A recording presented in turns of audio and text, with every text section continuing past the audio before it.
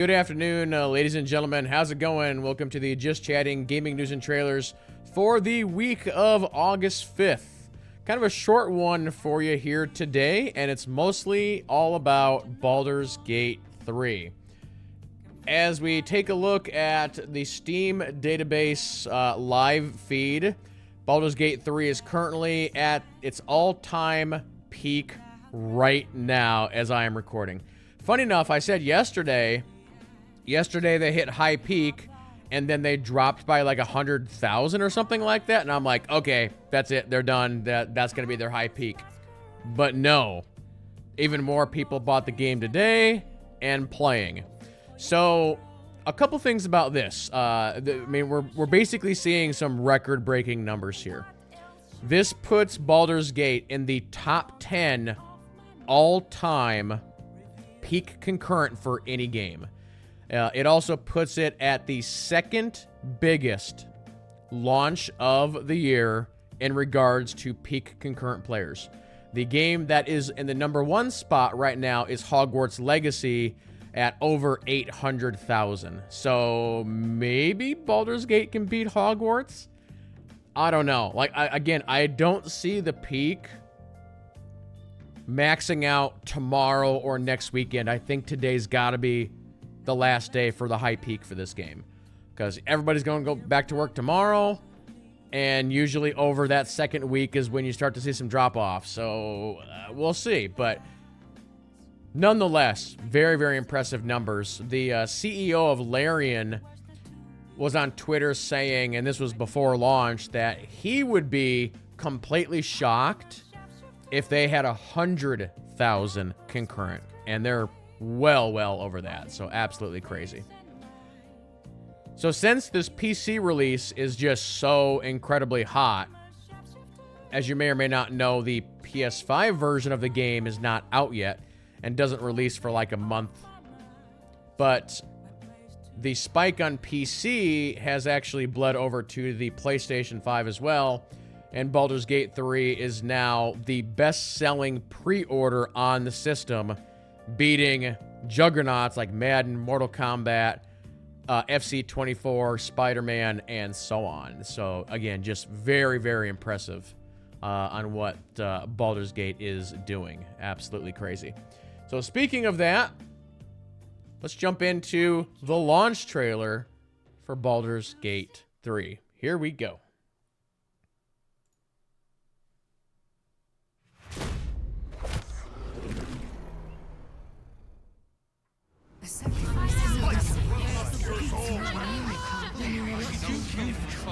I saved you.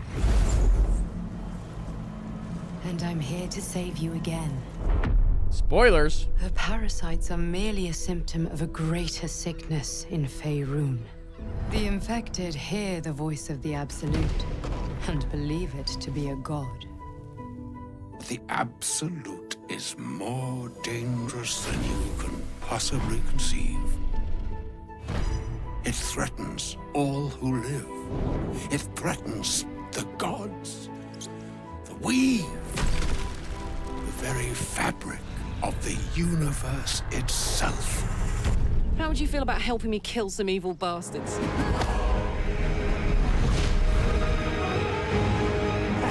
Blackith blesses me this day. Together, Owlbears. we might survive. I'll enjoy watching you try. In mere moments, all that you have dreaded will come to pass. When the screaming stops and your mind is gone, the rest, perhaps, is... Little mouse. Or hamster. Silence. It's party time. Nice.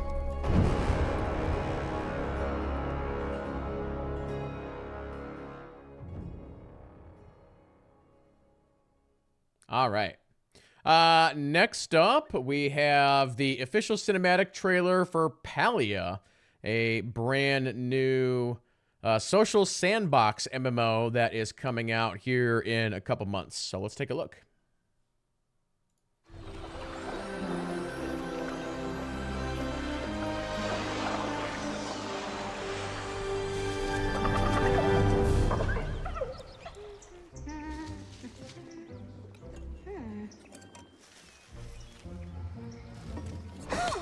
That's a lightsaber, madam.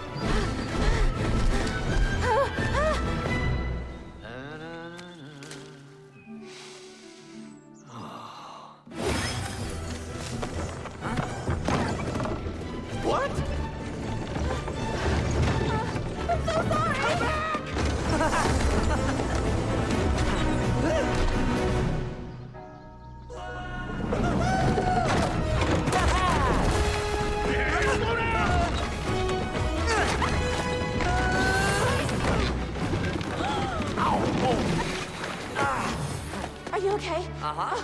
Okay.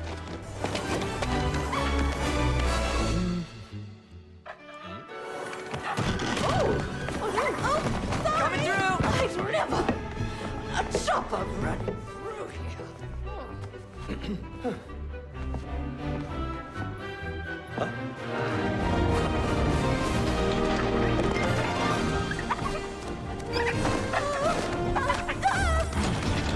I'll get him! I feel like that creature is gonna absorb way too much radiation. And it's gonna turn into a monster.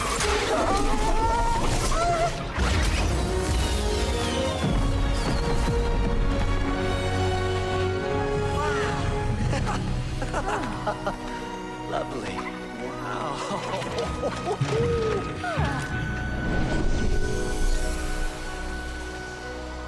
That game's gonna be pretty big.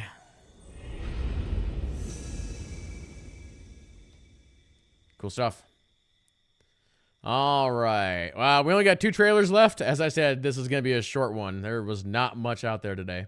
Or this week, I should say. This was a little bit longer. There's a game coming out called Atlas Fallen. And so this is the How Does Combat Work trailer for Atlas Fallen. Let's take a look. I really hope this game's good. You're not going to hit the anvil, right? You can see my hand is just casually resting here. お前はもう死んでいる。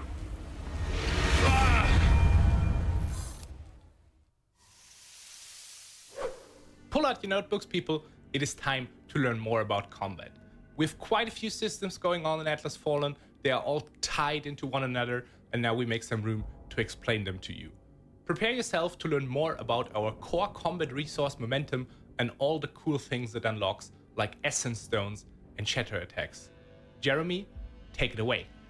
The combat, we've tried to make it feel very agile, very mobile, and also quite snappy. So contrary to other games that are maybe trying to be more animation driven, with longer times where you cannot cancel your attacks. There's a couple games that are coming out between and them being quick, Baldur's Gate, Armored Core, and Starfield, and this is one of them. Like I think this game has potential to be like super good, but it might just be ignored because it's surrounded by all these big games. As the player fights, they get stronger and stronger. They will accumulate some sort of energy, and they need to remain on the offensive. They need to continue fighting in order for this energy to continue accumulating and not go down. When passing these thresholds, new capacities will unlock for the player in combat. So new abilities to move, to hit like longer combos, etc. And part of that is getting bigger weapons, which will deal more damage. And the counterpart, which is the more momentum the player accumulates, the more also they become kind of a glass cannon. So they can offset that by using also another mechanics that we have, which are essence stones, and which are more or less passive or active skills that you slot on your bar. And as you get momentum sufficiently to fill it up to the point where you slotted the stone, you unlock a new ability. So that can be as simple as you have a projectile that you throw at an enemy, or like you create a distortion area where will essentially slow down enemies, or you will block projectiles. And sometimes it's things that are a bit more simple, such as gaining additional defense or recovering some health if you hit an enemy after they attack you. And all of this system is really the core of our combat gameplay. we have this whole aerial combat. We have a lot of mobility as I expressed, and this mobility also is vertical. So we can have the double jump with our character, and we can glide in the air and so on. And so we have also some combat moves that are leveraging that to some degree. So we have launch attacks and slam attacks down, build on the fact that we have larger enemies that sometimes are several times it's almost like a form of air juggling. And there will be some navigating around, figuring out how to reach the tail of this enemy or such, and to essentially, really leverage the verticality in the combat. And as part of that, we have some mobility moves, like we have a weapon which allows to some kind of hook to the enemy and pull yourself towards the sand sliding they've shown before as part of the movement system. Also, pretty cool. Launch you in the air or have you hit the ground. All of that is part of our really movement loop, I would say, of the combat.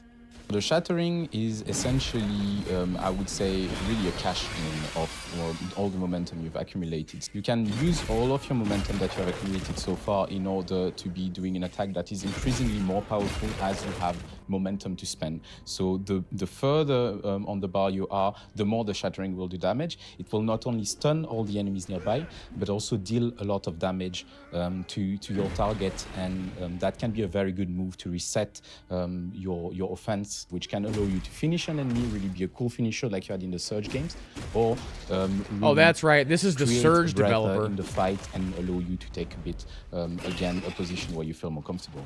We decided to keep really what's part of the DNA of Deck 13 for already several games, right?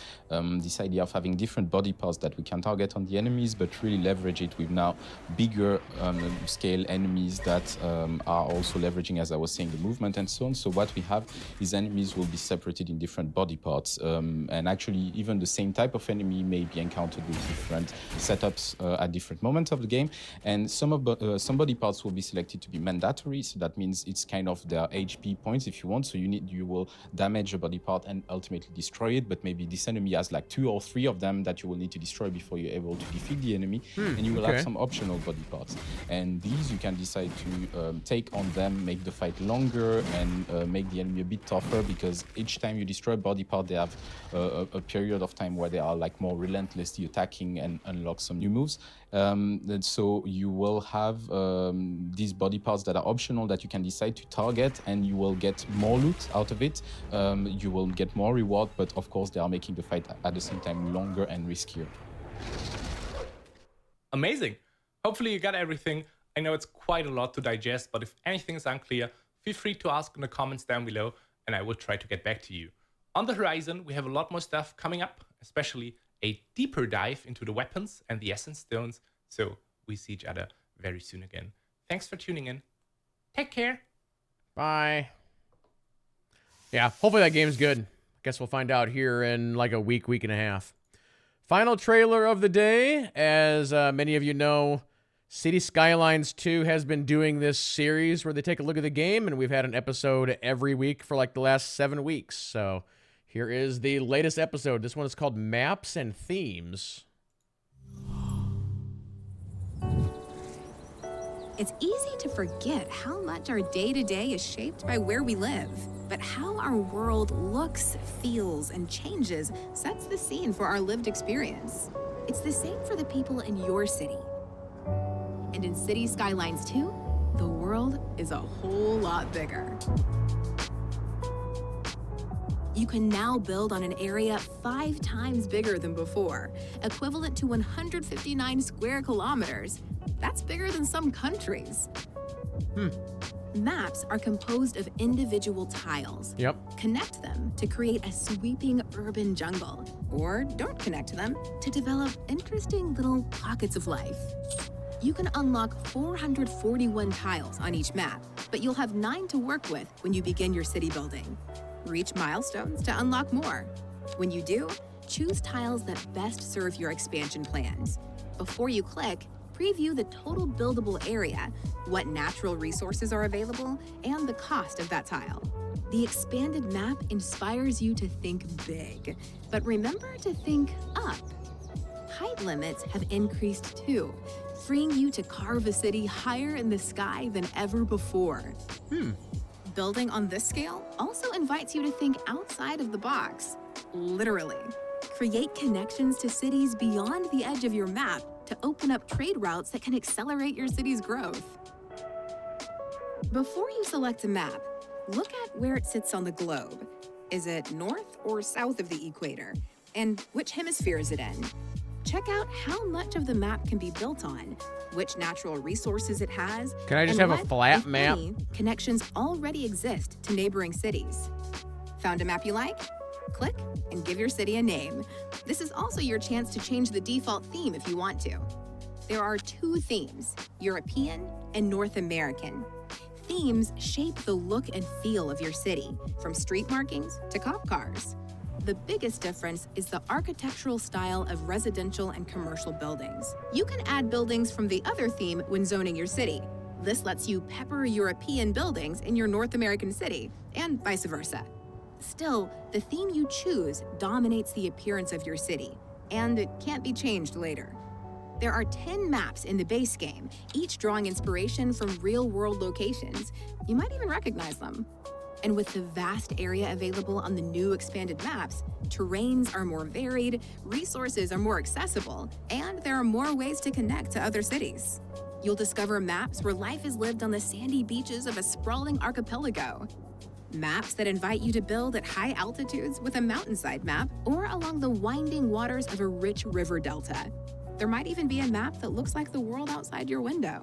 Select the map that stirs your imagination to set the stage for life and living in the city of your dreams. Yeah, I'm going to get pretty lost in that game. Too many games coming out this year, chat. Too many games. All right. For those who are watching on YouTube, that's going to go ahead and do it for this episode of Gaming News and Trailers. Please like the video, leave a comment down below, and we'll see you in the next one.